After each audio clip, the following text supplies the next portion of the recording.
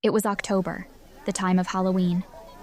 The streets were filled with children dressed as ghosts, witches, and other spooky creatures. Pumpkins with flickering candles stood in front of houses, and everywhere you could hear the laughter of children going door to door for candy. Meanwhile, high above the streets, the Mumzels were busy. They had to hurry to gather supplies for the cold winter ahead.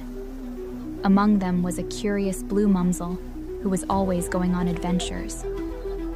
That night was different. It was almost midnight, and the blue Mumzel felt a strange tension in the air. From the rooftop, he looked down on the streets, which were full of people. A line of children, dressed as monsters, dragons, and robots, caught his attention.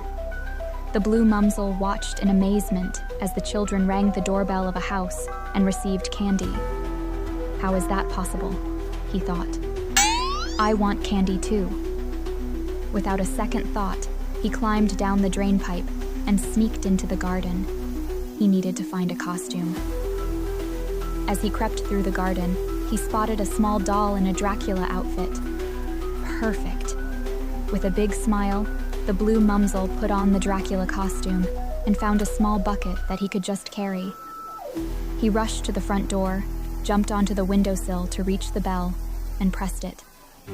With his heart pounding in excitement, he quickly jumped behind the bucket to hide. The door slowly opened, and a woman appeared in the doorway. She looked surprised at the bucket sitting on the ground, but saw no one around. She smiled and placed a candy in the bucket.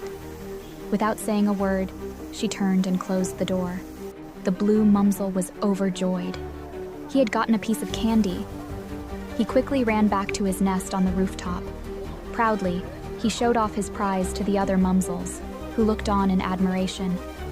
But just as he thought the adventure was over, he suddenly heard a soft voice from the street. Could the woman have seen me?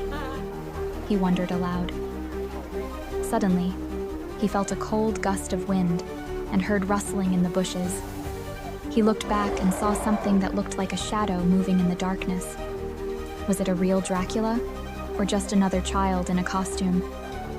Clutching his candy tightly in his hands, he hurried back to the safety of his rooftop nest, where the other Mumzels welcomed him as a hero. From that night on, the blue Mumzel would never see Halloween the same way again. It wasn't just a celebration for humans. It was also a night filled with mystery, magic, and candy.